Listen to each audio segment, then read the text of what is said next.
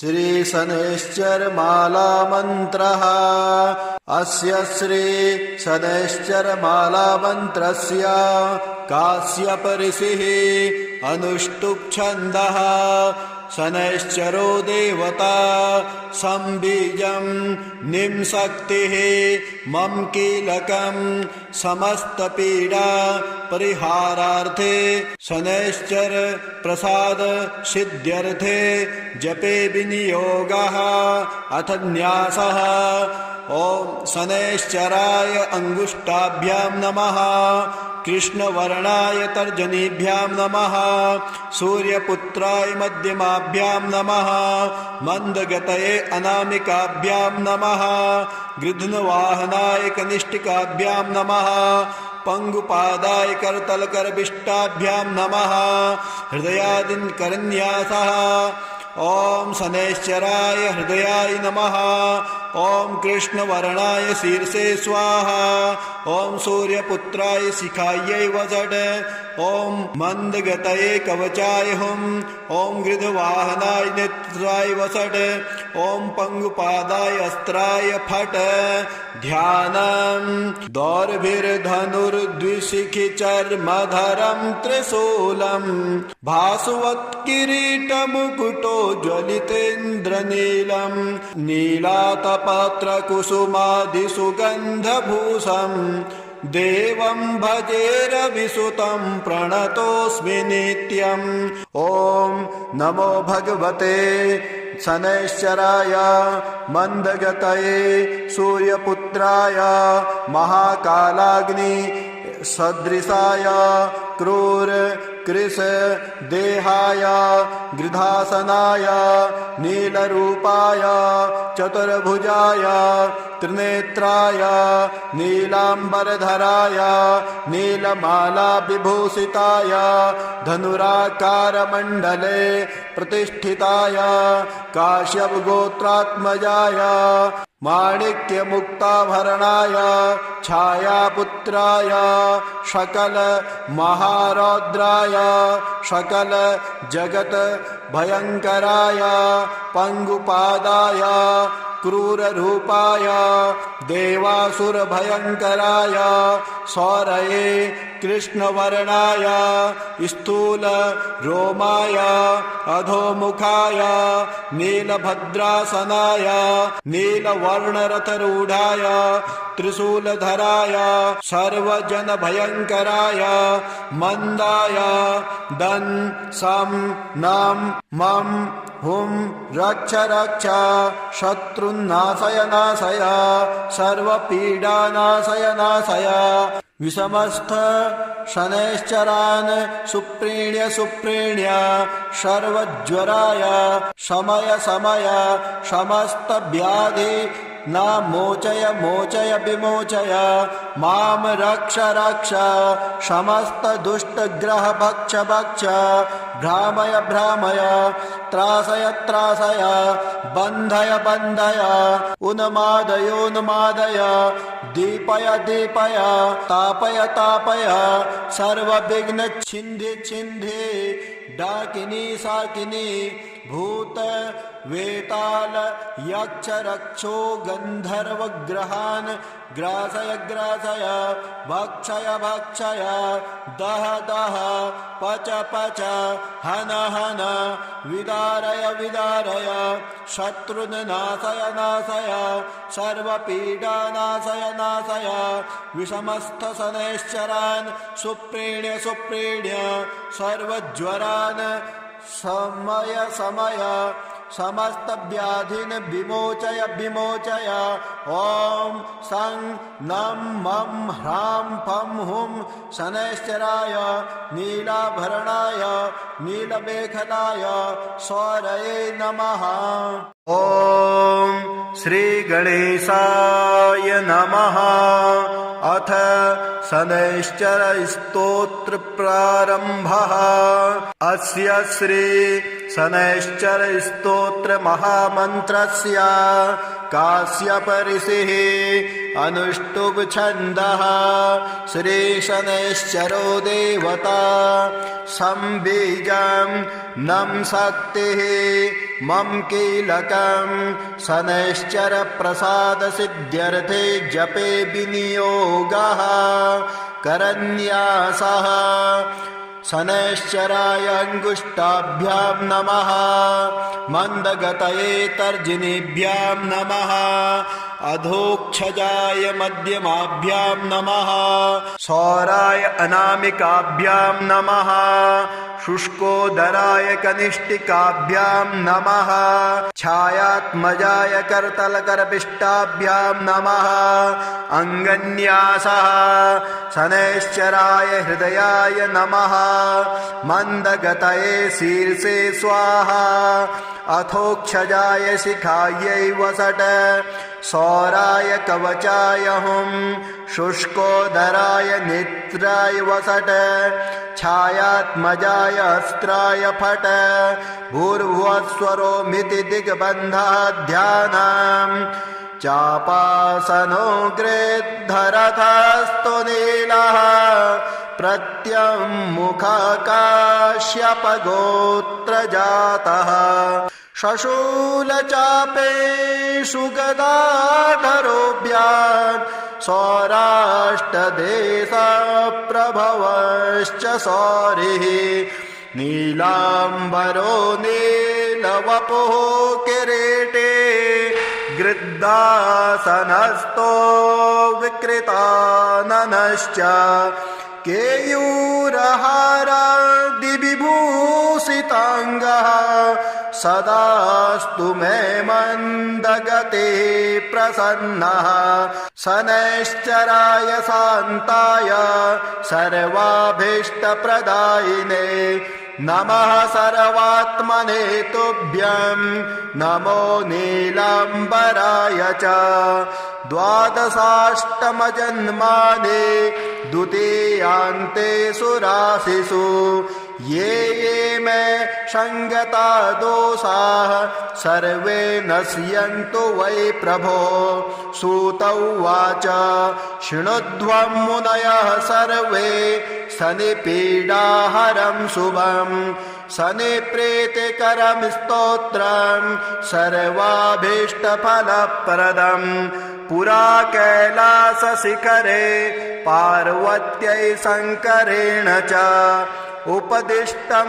शनिस्तोत्रं प्रवक्ष्यामि तपोधना रघुवंशेति विख्यातो राजा दशरथः प्रभु बभूव चक्रवर्ती च सप्तद्वीपाधिपो बली कृतिकान्ते सनौ याते दैवज्ञैर्ज्ञापितो हि सः रोहिणी सकटं भित्त्वा शनिर्यास्यति साम्प्रतम् इत्थं सकटभेदेन सुरासुरभयङ्करम् द्वादशाब्दं तु दुर्भिक्षं भविष्यन्ते सुदारुणम् देशाश्च नगरग्रामः भयभीता समन्ततः ब्रुवन्ते सर्वलोकानां भयमेतत् समागतम् एवमुक्तास्ततो वाक्यं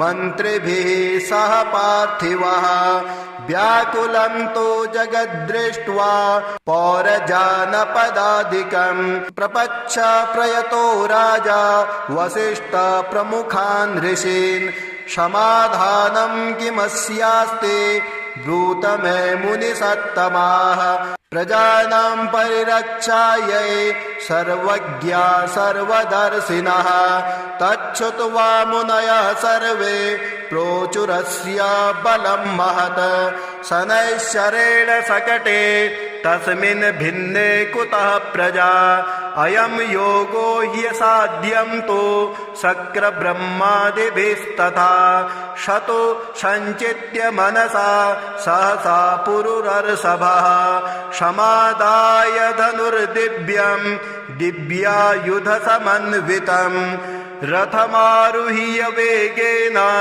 गतो नक्षत्रमण्डलम् शपादयोजनं लक्ष्यं सूर्यस्योपरि संस्थितम् रोहिणी पृष्ठतः स्थाप्य राजा दशरथस्तदा रथे तु काञ्चने दिव्ये सर्वरत्नविभूषिते हंसवर्णहयैर्युक्ते महाकेतु समुच्छिते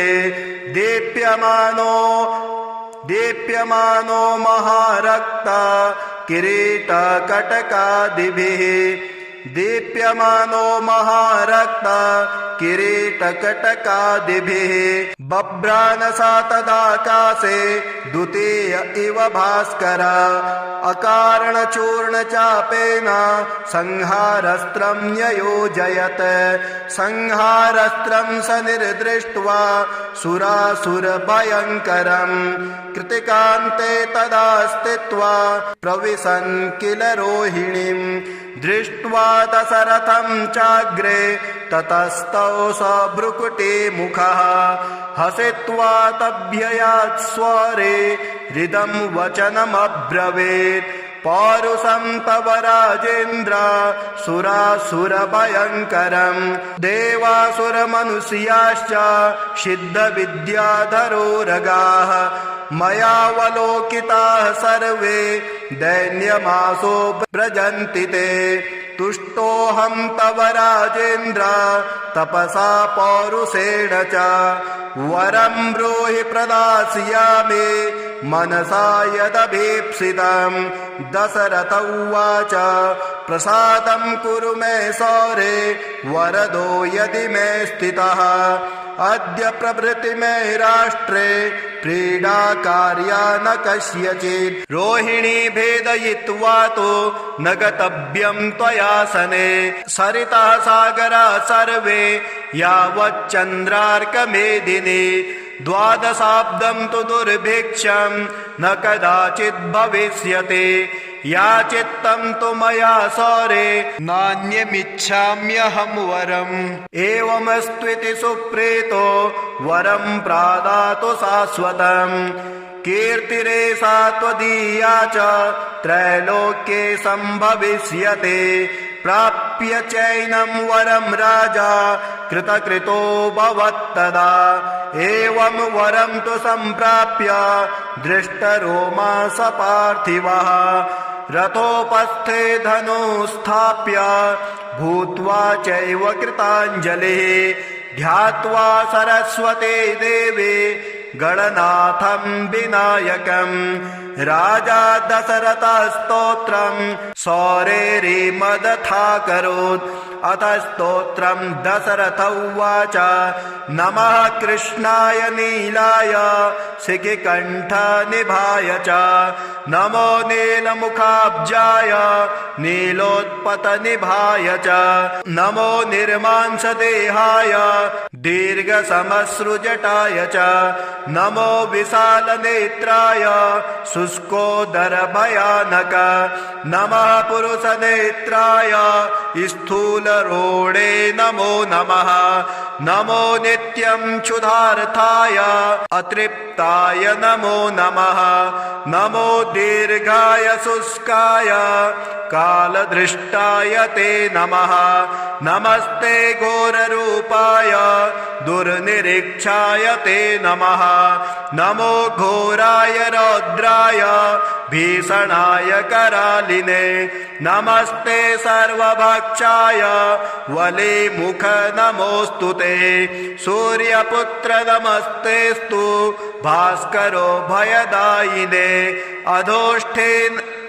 अधोष्ठे नमस्तेस्तु संवर्तक नमो नमः नमो मन्दगते तुभ्यं निस्त्रिसाय नमो नमः नमो दुस्सहदेहाय नित्ययोगरताय च ज्ञानदृष्टे नमस्तेस्तु कश्यपात्मजसूनवे तुष्टो ददासि त्वं राज्यं क्रुद्धो हरसि तत्क्षणात् देवासुरमनुष्याश्च सिद्धविद्याधरोरगाः त्वयावलोकिताः सर्वे दैन्यमासो व्रजन्ति ते ब्रह्मा शक्रोयमश्चैव ऋषयः सप्तसागराः राज्यभ्रष्टा भवन्तेह तव दृष्ट्यावलोकिता देशाश्च नगरग्रामः दीपाश्च गिरयस्तथा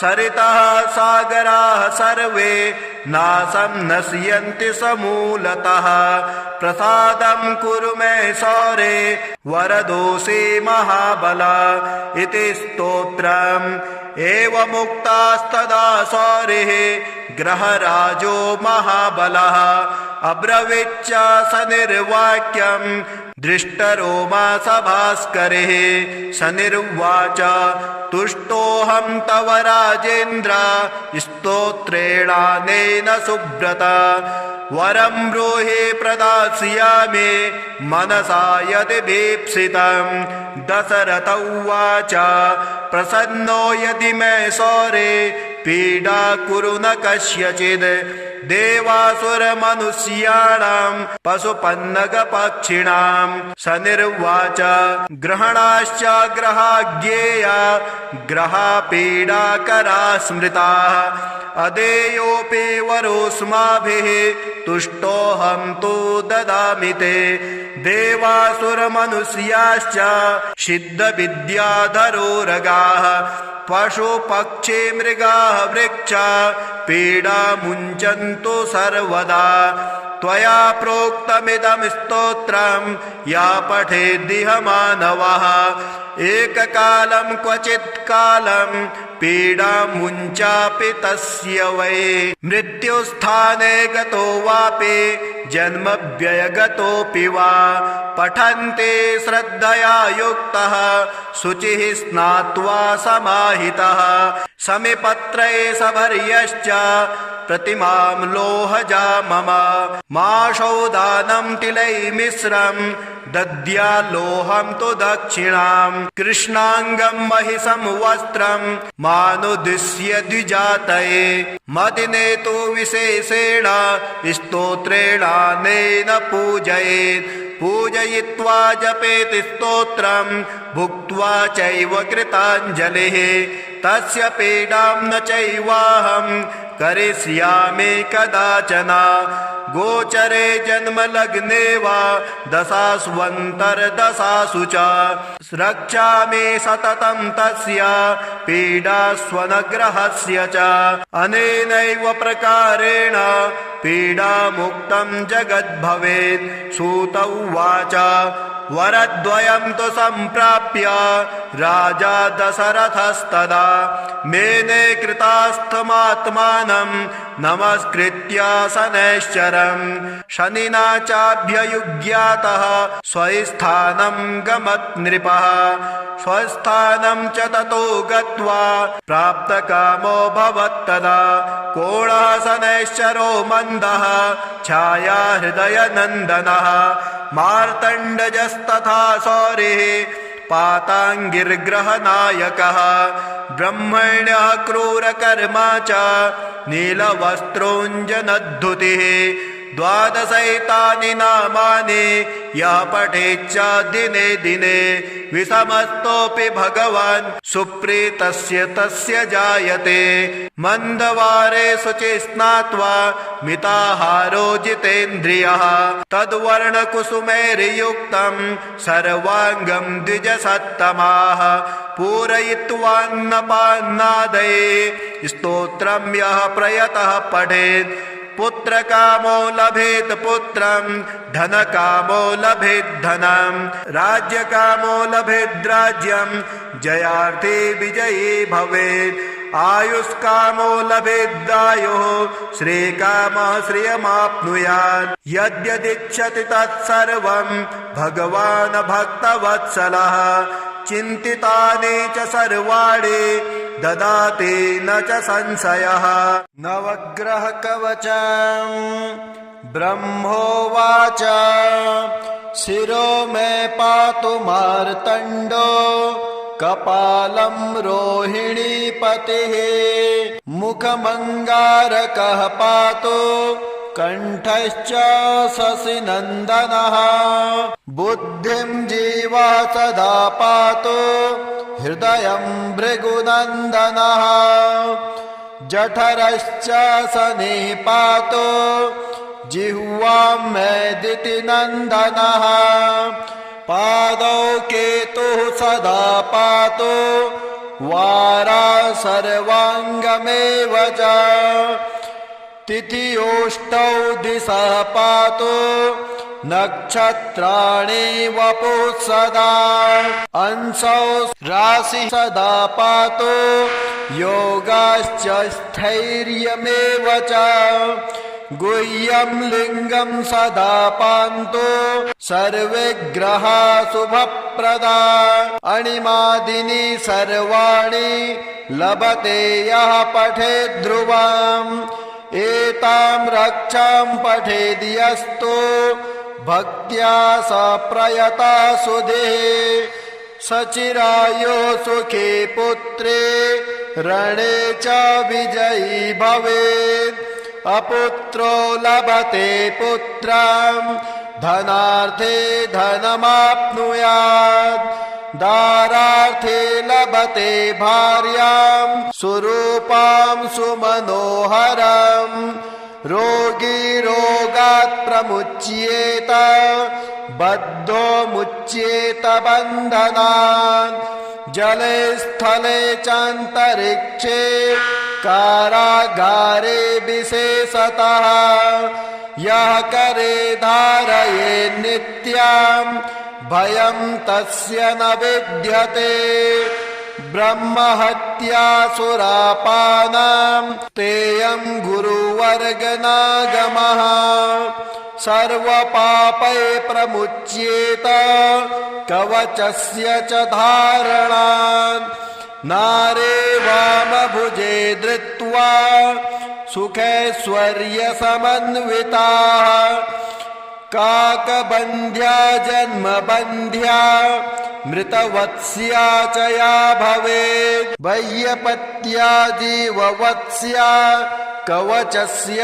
प्रसादतः श्री शनैश्चरमाला मन्त्रः अस्य श्री शनैश्चरमाला मन्त्रस्य काश्यप ऋषिः अनुष्टुप् छन्दः शनैश्चरो देवता संबीजं निम्शक्तिः मम कीलकं समस्तपीडा परिहारार्थे शनैश्चर प्रसाद सिद्ध्यर्थे जपे विनियोगः अथ न्यासः ओम शनैश्चराय अंगुष्ठाभ्यां नमः कृष्णवर्णाय तर्जनीभ्यां नमः सूर्यपुत्राय मध्यमाभ्यां नमः मंदगतये अनामिकाभ्यां नमः गृध्नवाहनाय कनिष्ठिकाभ्यां नमः पंगुपादाय करतलकरविष्टाभ्यां नमः हृदयादिन करन्यासः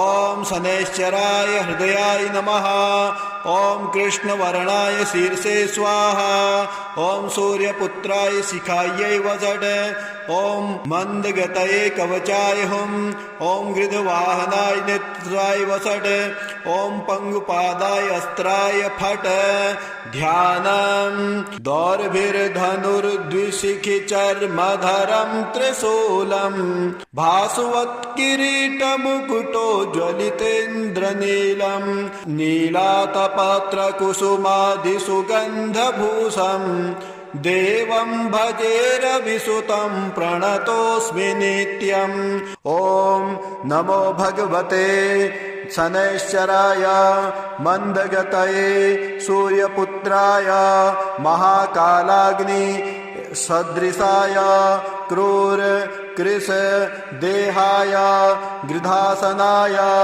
नीलरूपाय चतुर्भुजाय त्रिनेत्राय नीलांबरधराय नीलमाला विभूषिताय धनुराकार मंडले प्रतिष्ठिताय काश्यपगोत्रात्मजाय माणिक्यमुक्ताभरणाय छायापुत्राय सकल महारौद्राय सकल जगत भयंकराय पंगुपादाय क्रूररूपाय देवासुरभयंकराय सौरये कृष्णवर्णाय स्थूल रोमाय अधोमुखाय नीलभद्रासनाय नीलवर्णरथरूढाय त्रिशूलधराय सर्वजनभयंकराय मंदाय दं सं नं मं हुं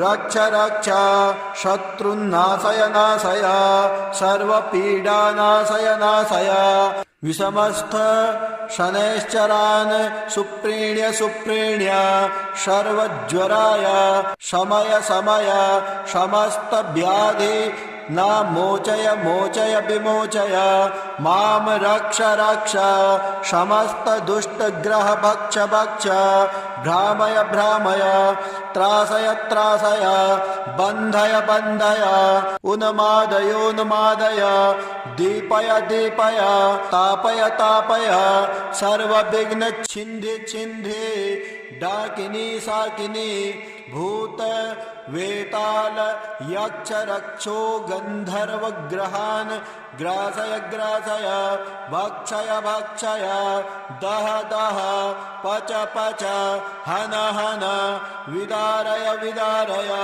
शत्रुन् नाशय नाशय सर्वपीडा नाशय नाशय विषमस्थ शनैश्चरान् सुप्रीण्य सुप्रीण्य सर्वज्वरान् समय समय समस्त व्याधिन विमोचय विमोचय ओम सं नम मम ह्रां फं हुं शनैश्चराय नीलाभरणाय नीलमेखलाय सौरये नमः। ओम श्री गणेशाय नमः। अथ शनैश्चर स्तोत्र प्रारंभः। अस्य श्री शनैश्चर स्तोत्र महामन्त्रस्य काश्यप ऋषिः अनुष्टुप् छन्दः। श्री शनैश्चरो देवता संबीजं नं शक्तिः मम कीलकं शनैश्चर प्रसाद सिद्ध्यर्थे जपे विनियोगः करन्यासः। शनैश्चराय अंगुष्ठाभ्यां नमः। मंदगतये तर्जनीभ्यां नमः। अधोक्षजाय मध्यमाभ्यां नमः। सौराय अनामिकाभ्यां नमः। शुष्कोदराय कनिष्ठिकाभ्यां नमः। छायात्मजाय करतलकरपिष्टाभ्यां नमः। अंगन्यासः। शनैश्चराय हृदयाय नमः। मंदगतये शीर्षे स्वाहा। अथोक्षजाय शिखायै वसट। सौराय कवचाय हुं। शुष्कोदराय नेत्राय वसट। छायात्मजाय अस्त्राय फट। भूर्भुवस्वरोमिति दिग्बन्धः ध्यानम्। चापासनो गृद्धरथस्तु नीलः। प्रत्यङ्मुखकाश्यपगोत्रजातः। शशूलचापेषु गदाधरोऽभ्यां सौराष्ट्रदेशप्रभवश्च सौरिः। नीलाम्बरो नीलवपुः किरीटे। गृद्धासनस्थो विकृताननश्च। केयूरहारादिविभूषिताङ्गः। सदास्तु मे मन्दगते प्रसन्नः। शनैश्चराय शान्ताय सर्वाभीष्टप्रदायिने नमः सर्वात्मने तुभ्यं। नमो नीलाम्बराय च। द्वादशाष्टमजन्मानि द्वितीयान्तेषु राशिषु ये ये मे संगता दोषाः सर्वे नश्यन्तु वै प्रभो। सूत उवाच शृणुध्वं मुनयः सर्वे शनिपीडाहरं शुभं शनिप्रीतिकरं स्तोत्रं सर्वाभीष्टफलप्रदम्। पुरा कैलासशिखरे पार्वत्यै शङ्करेण च उपदिष्टं शनिस्तोत्रं प्रवक्ष्यामि तपोधना। रघुवंशेति विख्यातो राजा दशरथः प्रभु बभूव चक्रवर्ती च सप्तद्वीपाधिपो बली। कृतिकान्ते सनौ याते दैवज्ञैर्ज्ञापितो हि सः रोहिणी सकटं भित्त्वा शनिर्यास्यति साम्प्रतम्। इत्थं सकटभेदेन सुरासुरभयङ्करम् द्वादशाब्दं तु दुर्भिक्षं भविष्यन्ति सुदारुणम्। देशाश्च नगरग्रामः भयभीता समन्ततः ब्रुवन्ति सर्वलोकानां भयमेतत् समागतम्। एवमुक्तास्ततो वाक्यं मन्त्रिभिः सह पार्थिवः व्याकुलं तु जगद्दृष्ट्वा पौरजानपदादिकम्। प्रपच्छ प्रयतो राजा वसिष्ठ प्रमुखान् ऋषीन् समाधानं किमस्यास्ति ब्रूत मे मुनिसत्तमाः। प्रजानां परिरक्षायै सर्वज्ञा सर्वदर्शिनः तच्छ्रुत्वा मुनयः सर्वे प्रोचुरस्य बलं महत्। शनैश्चरेण सकटे तस्मिन् भिन्ने कुतः प्रजा अयं योगो ह्यसाध्यं तु शक्रब्रह्मादिभिस्तथा। शतु सञ्चित्य मनसा सहसा पुरुरर्षभः समादाय धनुर्दिव्यं दिव्यायुधसमन्वितम्। रथमारुह्य वेगेन गतो नक्षत्रमण्डलम् शपादयोजनं लक्ष्यं सूर्यस्योपरि संस्थितम्। रोहिणी पृष्ठतः स्थाप्य राजा दशरथस्तदा रथे तु काञ्चने दिव्ये सर्वरत्नविभूषिते हंसवर्णहयैर्युक्ते महाकेतु समुच्छिते दीप्यमानो महारक्ता किरीटकटकादिभिः दीप्यमानो महारक्ता किरीटकटकादिभिः बभ्रानसा तदाकाशे द्वितीय इव भास्कर अकारणचूर्णचापेन संहारस्त्रं न्ययोजयत्। संहारस्त्रं शनिर्दृष्ट्वा सुरासुरभयङ्करम् कृतिकान्ते तदा स्थित्वा प्रविशन् किल रोहिणीम् दृष्ट्वा दशरथं चाग्रे ततस्तौ स भ्रुकुटिमुखः हसित्वा तभ्ययात् स्वरे हृदं वचनमब्रवीत् पौरुषं तव राजेन्द्र सुरासुरभयङ्करम् देवासुरमनुष्याश्च सिद्धविद्याधरोरगाः मयावलोकिताः सर्वे दैन्यमासो व्रजन्ति ते तुष्टोऽहं तव राजेन्द्र तपसा पौरुषेण च वरं ब्रूहि प्रदास्यामि मनसा यदभीप्सितम्।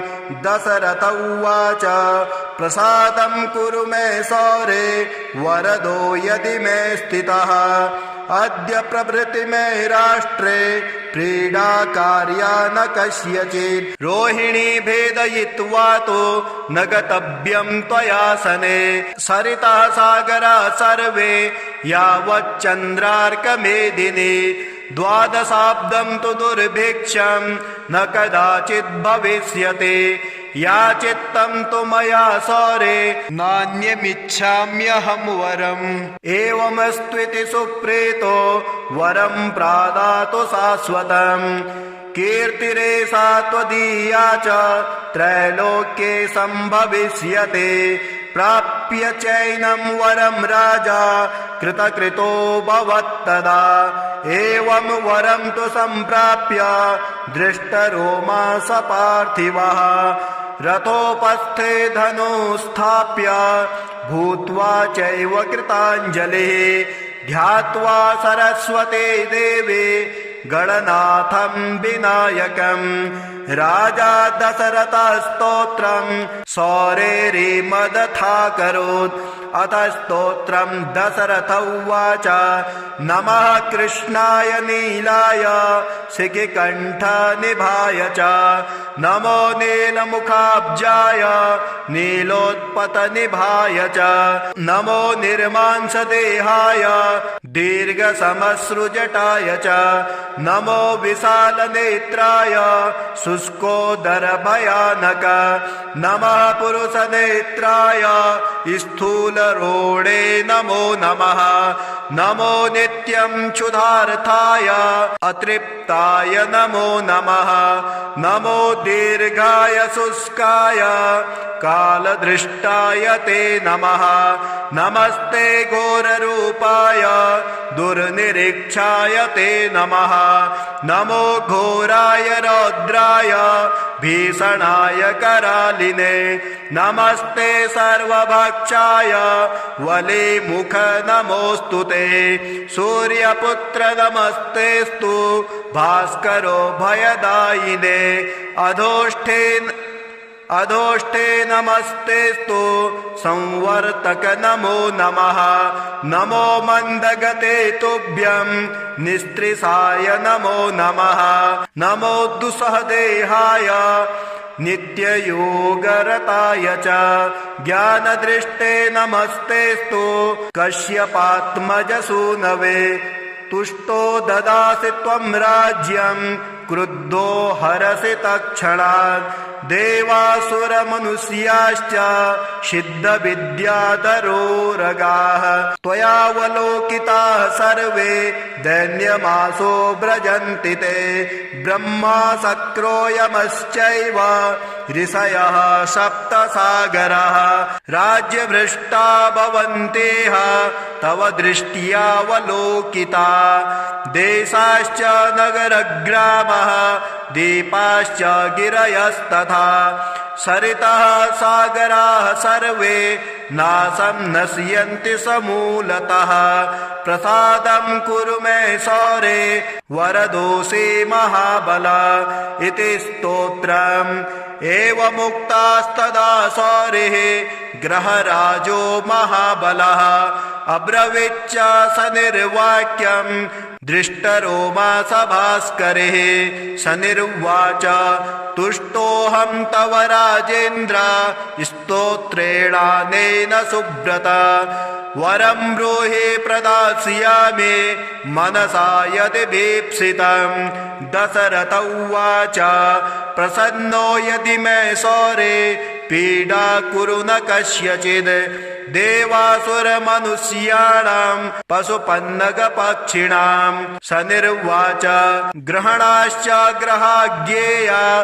ग्रहापीडाकरा स्मृताः अदेयोऽपि वरोऽस्माभिः तुष्टोऽहं तु ददामि ते देवासुरमनुष्याश्च सिद्धविद्याधरोरगाः पशुपक्षी मृगाः वृक्षा पीडा मुञ्चन्तु सर्वदा त्वया प्रोक्तमिदं स्तोत्रं या पठेद्दिह मानवः एककालं क्वचित् कालं पीडा मुञ्चापि तस्य वै मृत्युस्थाने गतो वापि जन्मव्ययगतोऽपि वा पठन्ते श्रद्धया युक्तः शुचिः स्नात्वा समाहितः समिपत्रे सभर्यश्च प्रतिमां लोहजा मम माशौदानं तिलैर्मिश्रं दद्याल्लोहं तु दक्षिणां कृष्णाङ्गं महिषं वस्त्रं मानुद्दिश्य द्विजातये मदिने तु विशेषेण स्तोत्रेणानेन पूजयेत् पूजयित्वा जपेत् स्तोत्रं भुक्त्वा चैव कृताञ्जलिः तस्य पीडां न चैवाहं करिष्यामि कदाचन गोचरे जन्मलग्ने वा दशास्वन्तर्दशासु च रक्षामि सततं तस्य पीडास्वनग्रहस्य च अनेनैव प्रकारेण पीडामुक्तं जगद्भवेत् सूत उवाच वरद्वयं तु सम्प्राप्य राजा दशरथस्तदा मेने कृतास्थमात्मानं नमस्कृत्य शनैश्चरं शनिना चाभ्ययुज्ञातः स्वस्थानं गमत् नृपः स्वस्थानं च ततो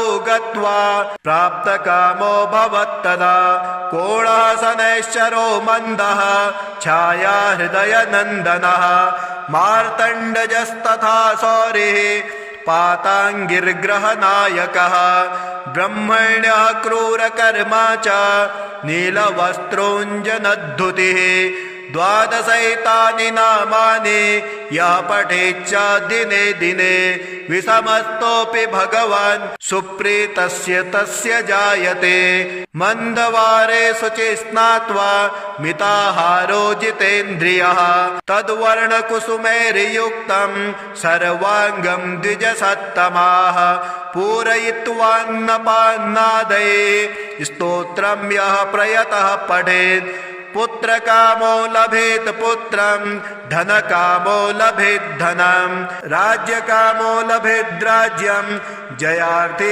विजयी भवेत् आयुष्कामो लभेदायुः श्रीकामः श्रियमाप्नुयात् यद्यदिच्छति तत्सर्वं भगवान् भक्तवत्सलः चिन्तितानि च सर्वाणि ददाति न च संशयः नवग्रहकवचं ब्रह्मोवाच शिरो मे पातु मार्तण्डो कपालं रोहिणीपतिः मुखमङ्गारकः पातु कण्ठश्च शशिनन्दनः बुद्धिं जीवा सदा पातु हृदयं भृगुनन्दनः जठरश्च शनिः पातु जिह्वां मेदितिनन्दनः पादौ केतुः सदा पातु